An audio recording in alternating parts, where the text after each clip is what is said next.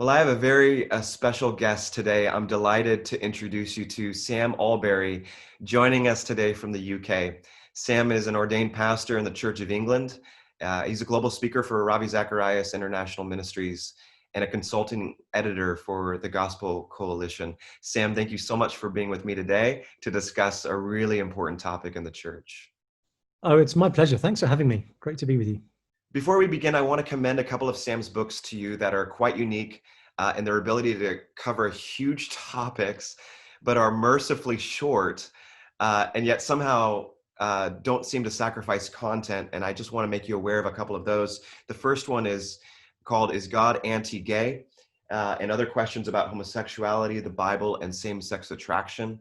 Obviously a huge topic, wonderful book. The other one is Why Bother with Church, and other questions about why you need it and why it needs you. And I've taken several groups of people at this church through this book. Incredibly helpful, as you can see, pretty tiny, but again, without sacrificing content. But in our time today, I want to focus on a more recent book by Sam. It's called 7 Myths About Singleness. I thought this was an important book, and I hoped in the time today that others would get a sense of the impact of this book and the important topic. So there's not a lot of books on, or at least Christian books on the topic of singleness, despite the fact that the writer of most of the New Testament books was single. So my first question, Sam, is why do you think the topic of singleness is neglected, particularly in Christianity? And what was it that finally motivated you to write a book on it?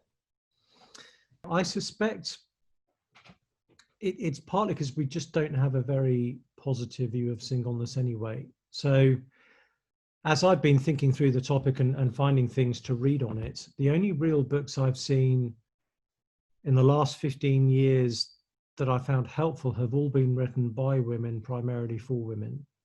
So it's kind of become a sort of niche thing. There wasn't much that was written on singleness for the church. And so there seemed to be a need to do that. And as I had been sort of doing a lot of teaching and training on the issue of kind of human sexuality, one of the things I kept hearing was you're helping us think about singleness in a way we hadn't before.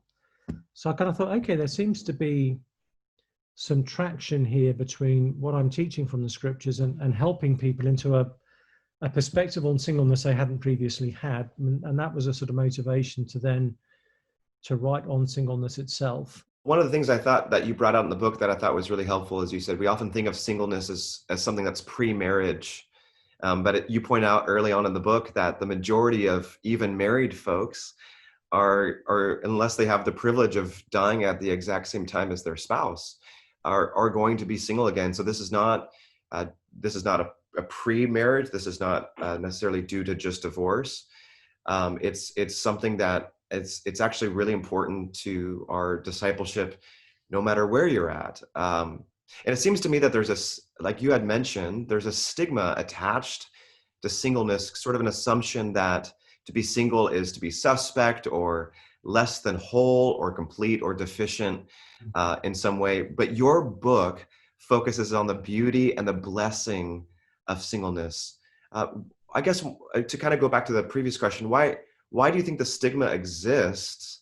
And what is contributing, do you think, to hiding the beauty and the blessing of singleness?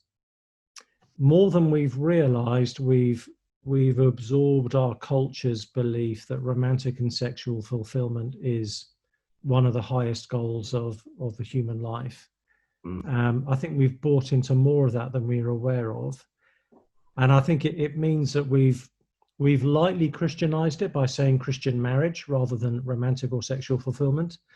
But I think it therefore means that we see someone who is unmarried as, we see them, as lacking. That they're missing something that is fundamental. They're incomplete. They're undeveloped, almost immature. They've not kind of got through the normal and needed life stages yet. So I think that's a significant part of it. I think we've taken on board so much of our culture's narrative about the need for romantic companionship, and we put it in a Christian guise, but I think that the basic narrative is still the same. I love when in describing Jesus, you write that Jesus, quote, is the most complete and fully human person who ever lived. So his not being married is not incidental. It shows us that none of these things, marriage, romantic fulfillment, sexual experience, is intrinsic to being human. The moment we say otherwise, we are implying that Jesus himself is only subhuman. Man, that's powerful. The one that we worship and declare as fully human alongside his full divinity was unmarried and Yeah. not subhuman. So would you talk about how that has impact? What impact does that have for people thinking about singleness? Oh, it means so much, and it means so much for people who are married as well, because it's saying to all of us, however good a gift marriage is, it's not ultimate. It's not going to be the thing that makes your life complete and full. For Jesus, his completion didn't come from the fact that he was single either. It came from the fact that he walked with his Father in heaven and perfectly honored him and was the perfect human being in that regard. We're asking the wrong questions of the wrong parts of life. The one thing that can only make us feel complete is knowing the God who made us. So Jesus' own life is a testimony to that. It actually exposes the idolatry that we often carry when it comes to thinking about relationships and marriage and that kind of thing. So it's hugely significant. It can become very easy for singles to feel a little bit bitter and entitled, and why hasn't everyone kind of scooped me up and shown me hospitality yet? So one of the things I try to say in the book is that singles shouldn't be waiting for other people to serve them. Actually, we let's just be proactive. If we're not seeing yet the kind of community we feel that we need, let's try creating that community. Let's try being the kind of friend to others that we actually wish others were to us. The very things that can make singleness both difficult and freeing, i.e. the fact that we often do have fewer kind of familial ties and that kind of stuff, is an opportunity to serve Jesus. Our singleness is not given to us for our sake. My singleness is not about what can I do to make myself happy by being single. Paul makes it very clear in 1 Corinthians 7 that singleness is a gift. And again, gifts are always given for the sake of others. So how can I use my singleness for as long as I have it, however easy or difficult it might be? How can I use it for the glory of Christ and in a way that is a blessing to other people? I'd say the same to married people.